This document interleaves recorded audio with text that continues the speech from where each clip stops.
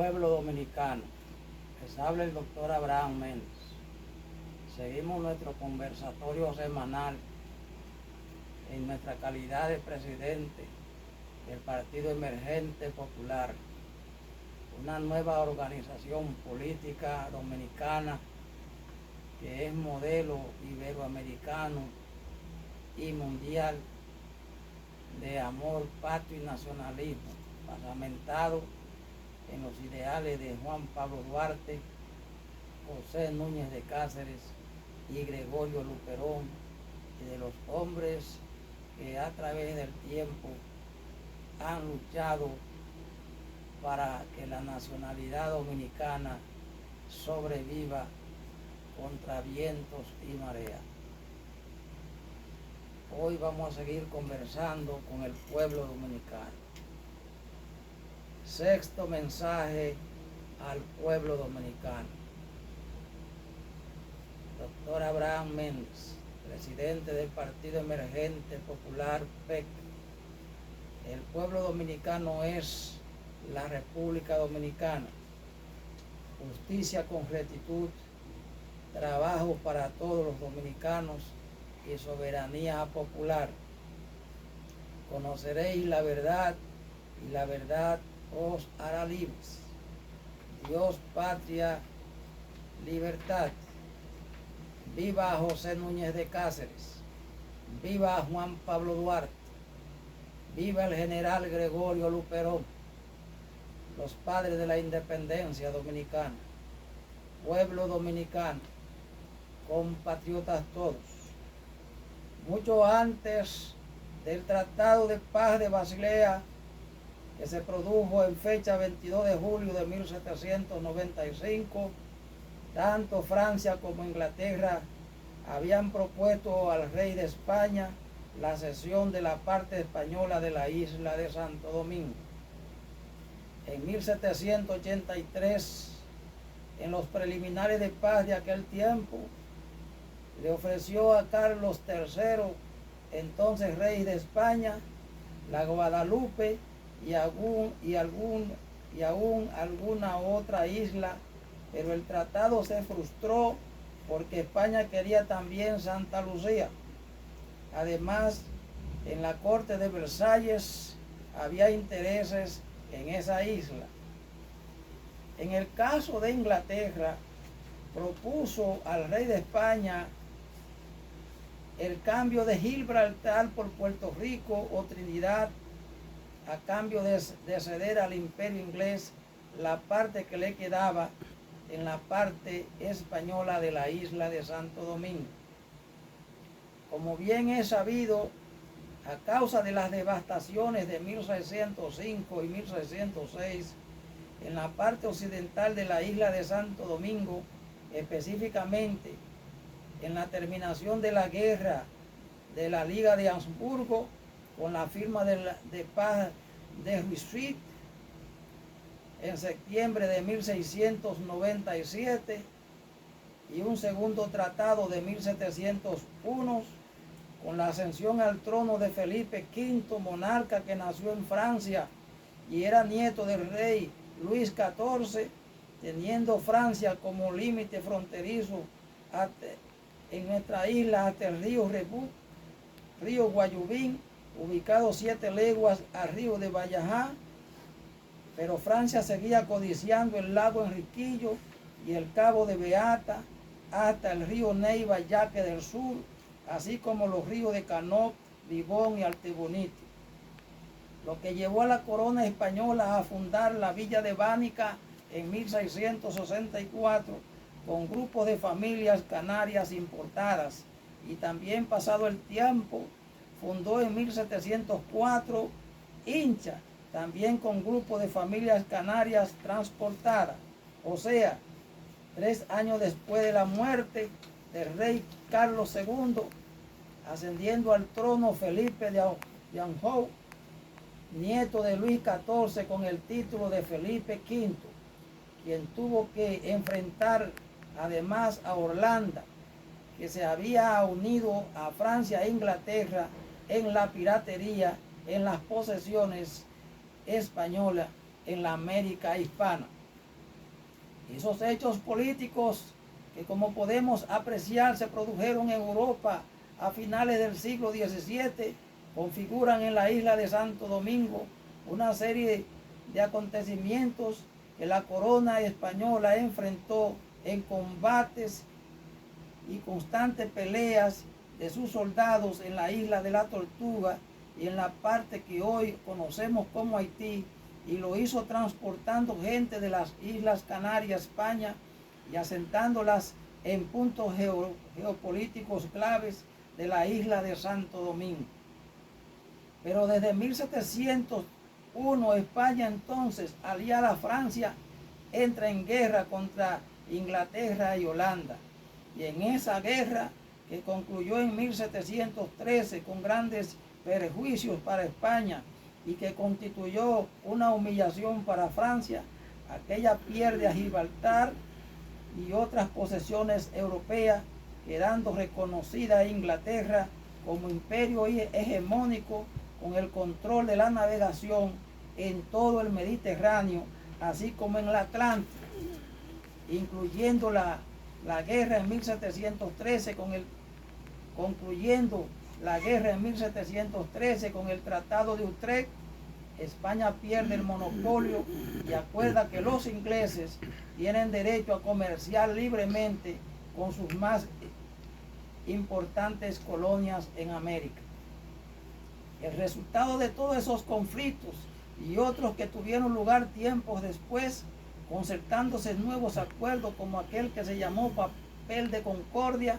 En el Mar Caribe hubo un tiempo en que franceses e ingleses podían comerciar hasta el río Ribot, pero ya para 1710 allí se habían establecido varios hatos españoles al oeste de este río, que era una línea de pura tolerancia. En definitiva, lo que marca el futuro de los dominicanos es que la corona española continuó con su política de importación de familias provenientes de las Islas Canarias. Por ejemplo, nuevas oleadas siguen llegando desde 1684. Ya en 1691, unas 323 familias sumaban unos 1.615 individuos. En 1715 habían 18.410 españoles, mientras que para 1726 habían 30.000 franceses en la parte occidental de nuestra isla. 50 familias arriban en 1720 y 28 familias en 1725, ubicadas en Montecristi y Samaná. En 1735 el Consejo de India funda la villa de Neiva. En 1733 la villa de San Juan de la Maguana. En 1740 la parroquia de Dajabón. En 1751 es fundada la villa de San Fernando de Montecristi. En 1756 se funda nuevamente el pueblo de Samaná. En 1760, al lado de Bánica, se funda la población de Sábana de la Mar, y en 1761, un año después, Aslor, en la frontera. Unas 26 familias pasan a vivir en Asua. Sábana de Baní se funda en 1764. En fin, para no sobreabundar mucho, agreguemos que para 1768, 225 familias y 2 personas más se fundan en San Miguel de la Atalaya por don José Guzmán, a quien la corona concedió el título de Barón de la Atalaya, llegando a ser un importante exportador de ganado hacia la corona francesa, y cuya fortuna permanece depositada aún hoy en un banco suizo, sin que el gobierno dominicano reclame esa fortuna a los ascendientes de don José Guzmán, cosa que es fácil de determinar, pues su única y universal heredera fue Socorro Guzmán, nativa de las Damas hoy Duvergé. En fin, volviendo al comienzo de la presente conversación, cómo la corona española contrarrestó a ingleses y franceses y holandeses que ocupaban la isla de la Tortuga y parte occidental de la isla de Santo Domingo y que hoy conocemos como Haití, vocablo indígena que puso Dessalines al proclamar la independencia de 1804, puesto que era una colonia francesa. Y es que los contrarrestó no solo guerreando con soldados de esas naciones asentadas en la isla Tortuga y en territorio occidental de la isla de Santo Domingo, transportando grupos de familias canarias, España. De ahí que de todas las 21 naciones hispanoamericanas, es precisamente la República Dominicana la más parecida a la España del siglo XVI, tanto en su fabla como en sus costumbres originarias, así como en su valor espartano. De suerte que no solo es natural que Inglaterra, Francia, Canadá y Estados Unidos tengan como finalidad unir ambas naciones, República Dominicana y Haití, porque han venido queriendo apoderarse de la parte española de la isla desde 2 siglos antes de fundarse el pueblo haitiano, el Estado haitiano, quien como colonia francesa que eran, como un fruto envenenado desde la flor, y también son tomados como cabeza de turco a los fines de unir ambas naciones, la República Dominicana y Haití. Cuando Haití, por tener una guerra racial desde su fundación no resuelta, no puede ni siquiera unirse a sí misma, mucho menos puede ser unida al pueblo dominicano, un pueblo inmortal, glorioso e invencible en su lucha eterna por la libertad, al amparo de un escudo nacional que revela su fe inquebrantable en Dios y un amor inconmensurable por la integridad de su territorio.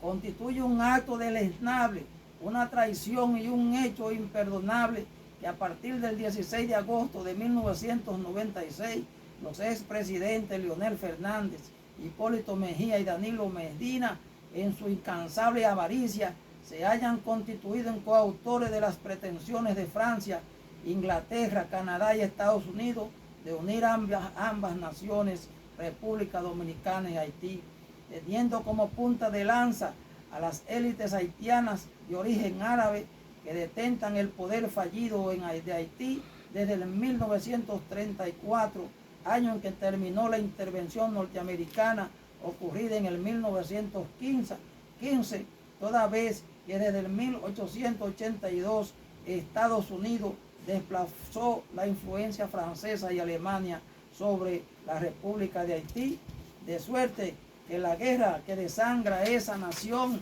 desde su fundación en 1804, cuando Dessalines, en la constitución de ese mismo año, en su artículo 14, dispone que Haití es un territorio habitado por negros y ordenó la muerte de blancos y mulatos. Y una vez muertos los blancos y muchos mulatos que sobrevivieron, asesinaron a Dessalines, lo descuartizaron y regaron su cuerpo por todo Haití, de la misma manera que lo hicieron los egipcios cuando descuartizaron al rey Osiris y lo botaron por todo Egipto. Los mulatos no perdonan a los negros haitianos haber asesinado a sus ancestros blancos, incendiaron las haciendas, violaron y descuartizaron a sus esposas e hijos e hijas en una tragedia que tuvo su inspiración en el hecho trágico cuando cientos de cadáveres de soldados negros franceses oriundos del África fueron asesinados por Leclerc al devolverlos a Francia pensando que podían unirse en guerra a favor de los haitianos, e hizo explotar las calderas del barco en alta mar, y los cuerpos yertos fueron traídos por las olas del mar, tirados sobre las costas haitianas. Y viendo eso, Toussaint Louverture dio el grito de tierra arrasada: matad al blanco, asesinad a sus familias e hijos e incendiar la hacienda. De suerte que cuando termina Haití su independencia, quedó sobre un territorio vuelto cenizas. Viendo lo que sucede hoy día en Ucrania contra Rusia, en Israel contra sirios y palestinos, y y contra iraníes, así como en África, en Burkina Faso y otras, es obvio que Inglaterra, Francia, Estados Unidos y demás imperios saqueadores del capitalismo mundial añoran desde hace siglos la extinción de la parte de la isla española de Santo Domingo, esta vez teniendo como punta de lanza al sufrido e ignorante pueblo haitiano, en complicidad con quienes nos han gobernado desde el 16 de agosto de 1996, por lo que han vendido la soberanía dominicana a las élites mulatas haitianas que son punta de lanza de Inglaterra, así como de los demás imperios francés y español. Al igual que lo hicieron las familias canarias traídas de España contra el imperio romano cuando invadió la península en el 1300 a.C., que perdieron su única batalla en las Islas Canarias, por lo que las llamaron las Islas Afortunadas. Así el pueblo dominicano debe tener siempre pendiente que el pueblo dominicano es el heredero de los genes de sangre, de la sangre inmortal, gloriosa e invencible de esas familias canarias que desde el siglo XVI vienen derrotando a todos los invasores del territorio que Dios le ha dado.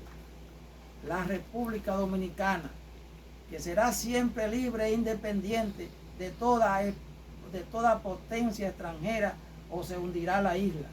Pueblo dominicano, eres la República Dominicana, un país habitado por hombres y mujeres libres, que en democracia deberá derrotar a los vendepatrias y a los malos dominicanos que atentan contra la soberanía nacional y por ende contra la supervivencia tuya como pueblo libre y soberano, cuya extinción, como a los indios del Jaragua, quieren consumar Inglaterra, Francia y Estados Unidos en complicidad con los líderes políticos internos que, unido a Tony Blair, el ex ministro inglés, a la cabeza del complot contra la patria de José Núñez de Cáceres, Juan Pablo Duarte y el general Gregorio Luperón, los verdaderos padres de la nacionalidad dominicana.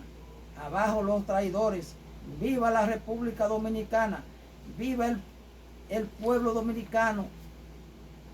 Justicia con rectitud, trabajo para todos los dominicanos y soberanía popular. Dios, patria y libertad. Conoceréis la verdad y la verdad os hará libre. Viva José Núñez de Cáceres, viva Juan Pablo Duarte, viva el general Gregorio Luperón, los verdaderos padres de la independencia de la República Dominicana. Viva el Partido Emergente Popular. Les habló su presidente, doctor Abraham Méndez Vargas.